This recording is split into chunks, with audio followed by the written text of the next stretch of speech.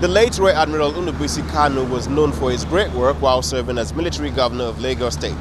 The state government is ensuring he's given a befitting burial despite dying 10 months ago, as he truly deserves during his great work and service to the state.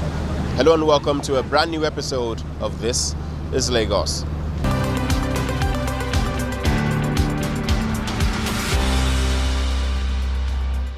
Rear Admiral Kalu was a force to reckon with in the First Republic, galvanizing political and military will to forge a path for Nigerians and more particularly Lagosians during his time as military governor.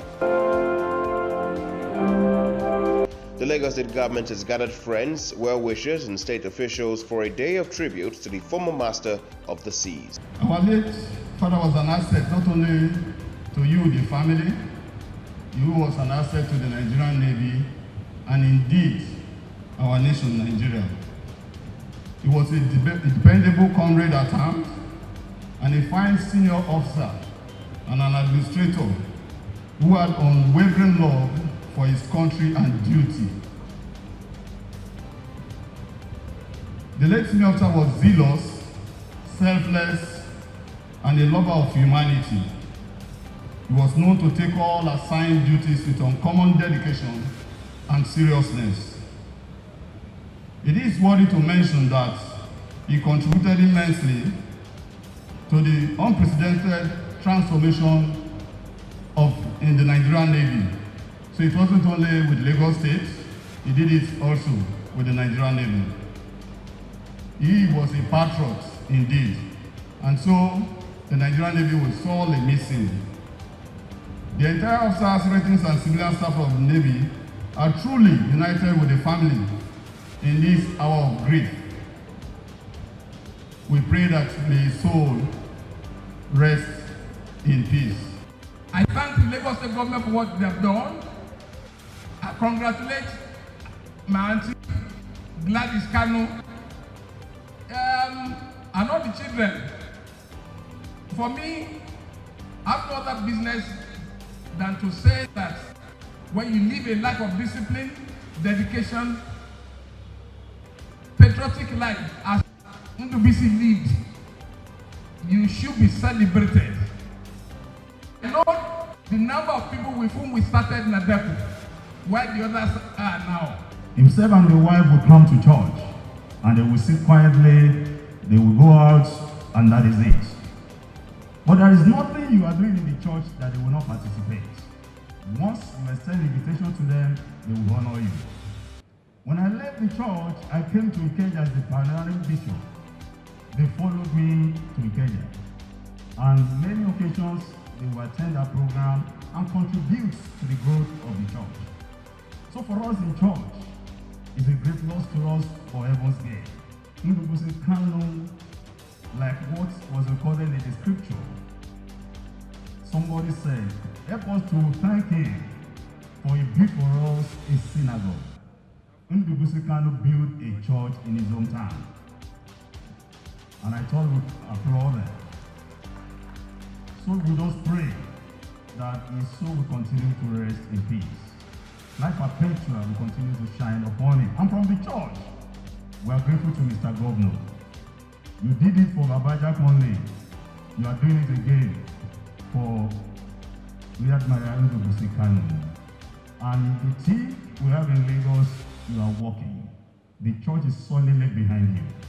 And we can say with no doubt in our mind that we will continue to support the government of Lagos State. Mr. Kalu called me. He said, the man, when a man wears shoe, he knows where the shoe is paining him. I live in Lagos, and this is Lagos State, and I must stand to know where the shoe I wear is paining me. That Lagos, Imo State, Abia State, Ebonyi State, they are all Nigerian, and he support what I did. And he said to me again, you know that when you have a wound, and you try to close that wound, that even the fly who is eating that your wound will be annoyed with you. That I should continue to preach it as gospel, that we must support the Lagos of the day. I want to thank Lagos State for taking out these praises, the things he has done, and what they have made of it by organizing these activities for him. May I thank all of you who have come to honor him and make today a blessed day for him and for all of us. Asiwaju has asked me to come in today to represent him because he feels highly of the late Rear Admiral. He described the Rear Admiral as a rare breed of a man, consistent, committed to justice, democracy, and true federalism. I will read his very brief tribute. I'm deeply saddened by the passing of former military administrator of Lagos and Imo States, Rear Admiral Ndubuisi Kanu. He was my brother and a very courageous partner in the struggle for democracy and enthronement of true federalism in Nigeria. In everything he did, from his work as former administrator of Lagos State to the sacrifices he made to help Nadeko during the struggle for the actualization of June 12, Rear Admiral Kanu was highly principled. He provided democratic vision and meaningful ideas to advance historic struggle. He was a patriot and progressive, a rare breed in his consistent and unwavering commitment to social justice, democracy, and workable federalism in Nigeria. Admiral Kanu was a Lagosian, true Nigerian nationalist in the very true sense of the phrase. After his retirement, he freely gave himself to bring progress to Lagos State by lending creative ideas as well as the fruits of his ample experience to successive administrations in Lagos State, including mine from 1999 to 2007. He demonstrated true belief and interest in the progress and development of the state. With his immense experience and gentle mien, the Admiral offered intelligence and meaningful advice, which always proved helpful in solving problems at critical times. My deepest condolences now go to his family, particularly his wife and children, and all those who loved and respected this extraordinary Lagosian and Nigeria. For the state governments, the efforts of Chief Ndubuisi Kanu laid the foundation for several administrations to come. As great scientist Sir Isaac Newton once said, "If I have seen further, it is by standing on the shoulders of giants."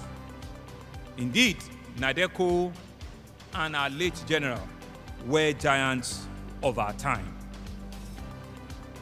Coming back to the Rear Admiral's life and his time, it is an interesting and perhaps very apt to note that even after dawning of democracy, he continued to be a strong champion for the sustenance of the rule of law in every chapter of his life. Rear Admiral Ndubuisi Kanu showed true courage, showed great strength, and he showed unwavering leadership, one that one could really stick about today, that he departed as a strong patriot. And we also want to remember his Spartan lifestyle. In spite of the several privileged public office he occupied, he did not exploit them for his personal self-aggrandizement. He lived a life devoid of the usual perks and privileges that are massive associates with a two-time military governor. He made himself available and accessible to everyone, regardless of your class or status. He was also a completely detribalized Nigerian, a man who truly knew how to build bridges and cultural divide and also build regional collaboration. A man who truly believed in the entity called Nigeria. Alongside this, he was also a man who loved his roots, very proud of his origin, and was proud and active member of the Pan-Igbo Social Cultural Organization, for which he was one of the founding fathers, the Ohanese Indigo. All of us as Nigerians have a lot to learn from the ideals that Ndubisi Kanu lived for. He lived for simplicity, he lived for humility, he lived for courage, and a sense of service and a sense of conviction. Admiral Kalu was a leading member of the National Democratic Coalition, popularly referred to as Admiral, a pro-democracy group that fought for the revalidation of the June 12, 1993 presidential election. He was also among eminent Nigerians who signed an ultimatum calling on the late General Sani Abacha to revalidate the late Chief Admiral and Admiral power to leaders. Considering the demeanor of the then military leadership, it was such a risky thing to do, but then principled men like Ndubisi we thought a cow like Taiwan. Ladies and gentlemen, that indeed is the makeup of the man that we gathered here to honor. Admiral Kalu was the fearless fighter who they had made so many times. For the family, the gathering, albeit several months after his passing, is an indication of the life the former governor lived. Ndubisi, or Andy, as I call him, was not just my husband and life partner. He was my soulmate and my true love. I feel truly blessed to have had such a caring, humble, and above all, God-fearing husband and father as my companion. When my father died many years ago, I was heartbroken. Ndubisi promised to be there for me, and he kept his promise. He was my confidant and support system. He has left a huge void in my life, and it is only God that is helping me through this difficult time. He was a great man, and he was a simple man. He was a symbol of power, he was a symbol of civility and simplicity. He loved Lagos State, he was a son of the land, he was a true Nigerian. Care about who you were, he just took an interest in who you are. That was my father. So I want to say a very big thank you from the depths of our hearts, from the family of the late Admiral Ndubisi Kanu. We thank you for being here. We thank you for organizing this. We thank you for being a part of this. We thank you for honoring his memory. Chief Kanu, a former member of the Supreme Military Council, the highest body in the land during the military era, died at the age of 78.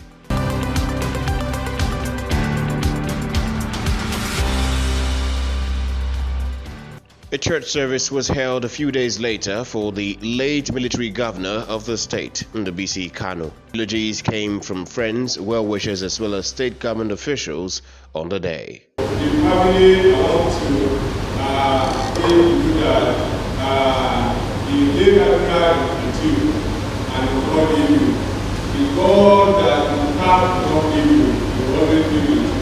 And you live long in the next one of you. And the children, I want to give praise to God, that is only God that can act as your father and your mother and your children. The message from the preacher was that of patience, love, and empathy for the needs of others and those around us for the times we will not be here anymore. As a human being, there's no way we can live a perfect life, but we must live according to the instructions of God. Either we like it or not, we shall not fall asleep one day like our father, the Admiral Ndubisi Kanu, had done. And it is only by the will of God. And let me say that those who are not doing it right at all levels should have the heart of changing to doing it right, to serve their generation. For the state governor, it is an emphasis on a life well spent from the former military governor of the state. Following the court judgment, the remains of late Rear Admiral Nnubisi Kanu will be laid to rest in the days to come, as the state government hopes to give a befitting burial to a man who served the state and the country well.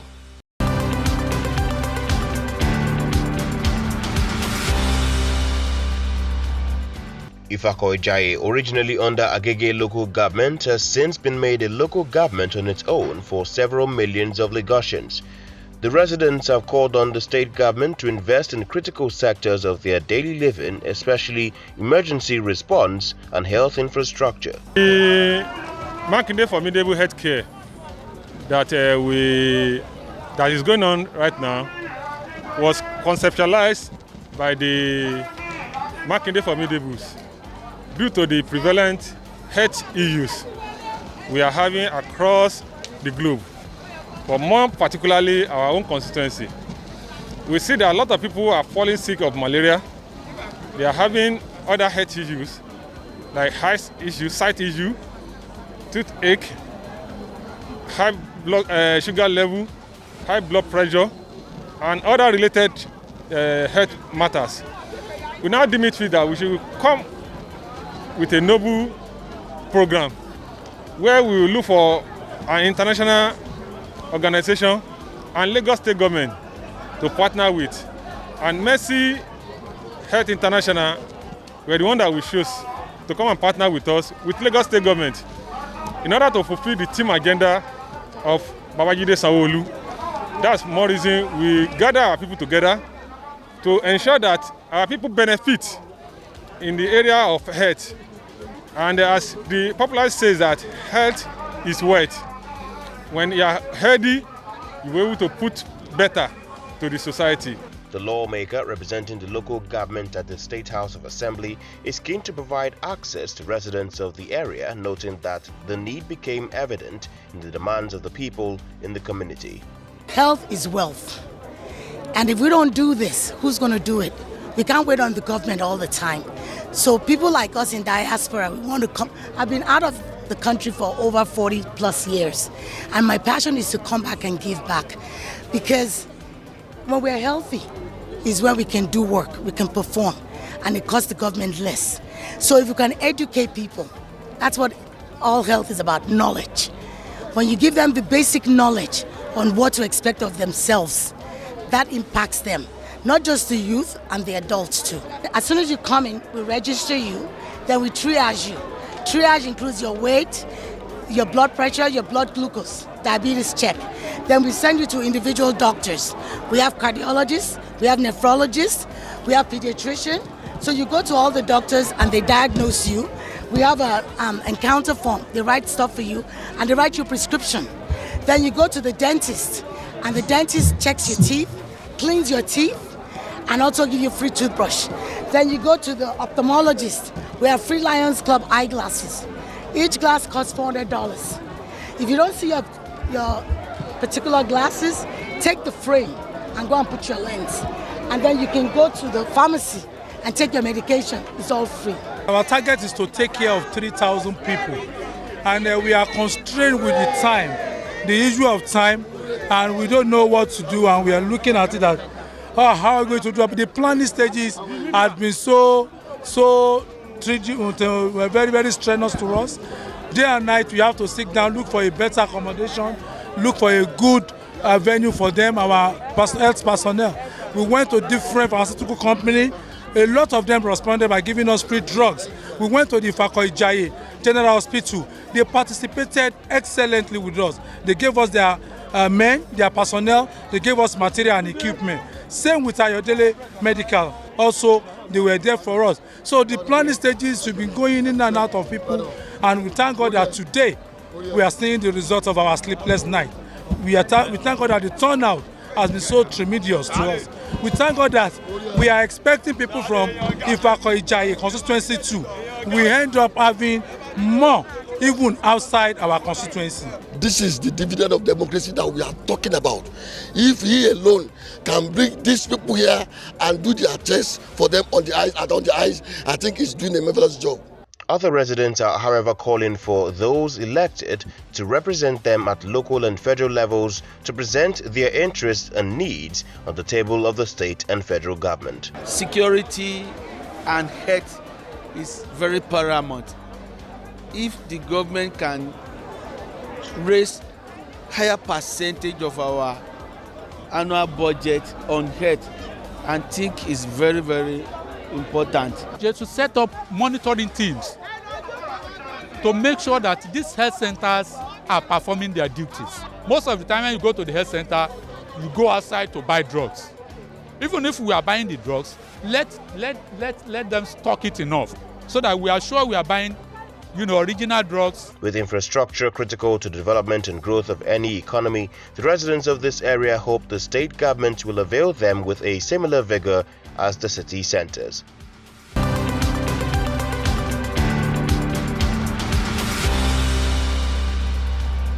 The 1st of October serves as Independence Day for Nigerians. The Lagos State government ensured that residents of the state celebrated this landmark event with the paramilitary, the military as well as students all being a part of the celebrations and salute to the Nigerian flag.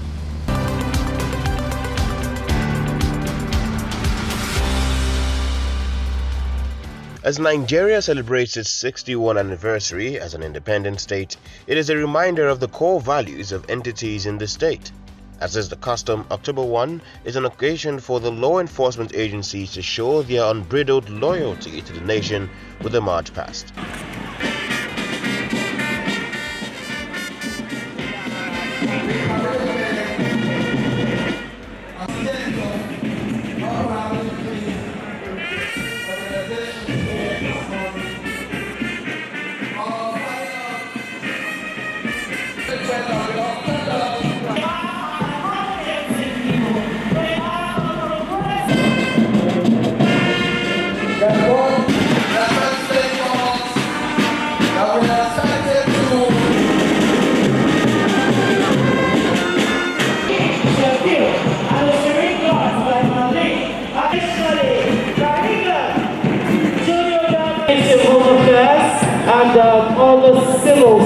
Exactly 61 years ago, the struggle of our forefathers and nationalists to free our country from the shackles of colonialism and attain the status of a sovereign, independent nation came to a happy ending with the lowering of the Union Jack and the hosting of the green, white, green flag of Nigeria. In the years since then, so much has also happened to us as a country. We have fought a civil war.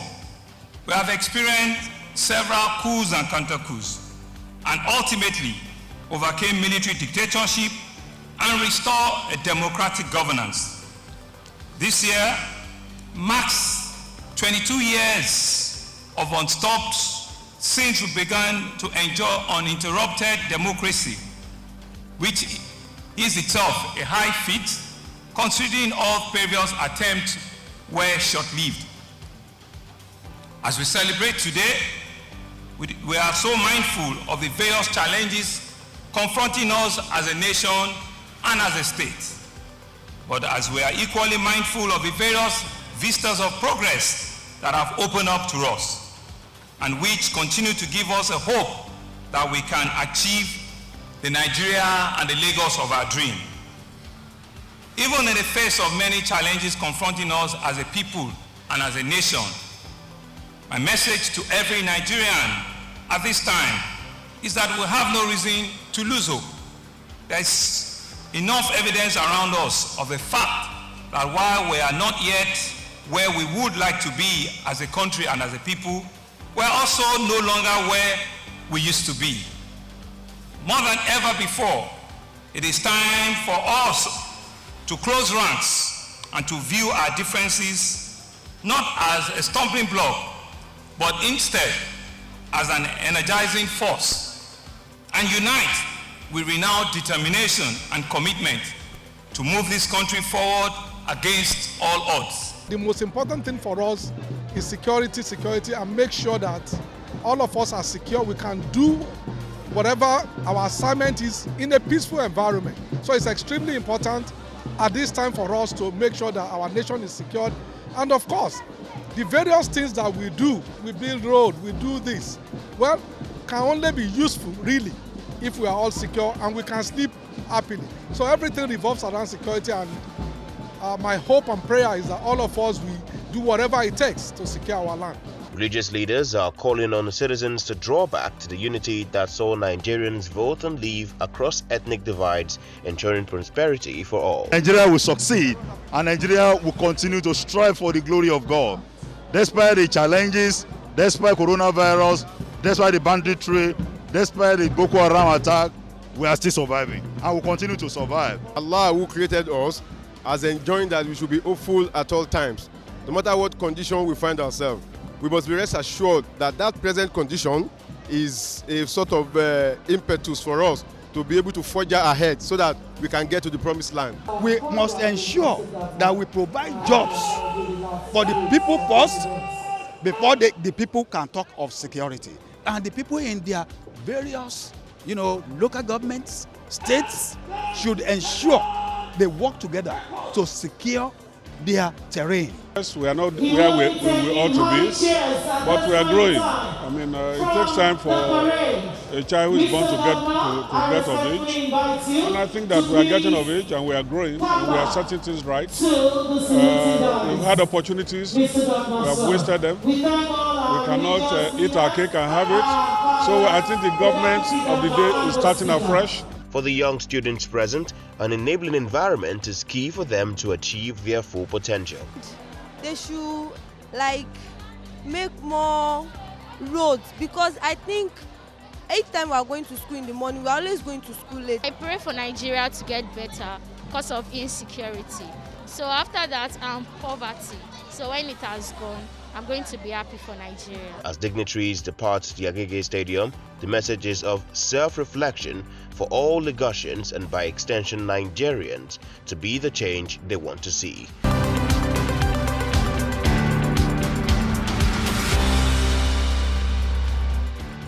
The dividends of independence are democracy, ensuring that the state now has sovereignty to conduct its own elections. The state government is keen to ensure that this practice continues by giving the best of conditions for the people's will to be represented in all positions of elections. That completes our episode for this week. Until next time, I am Wilson Omoni, and this is Lagos.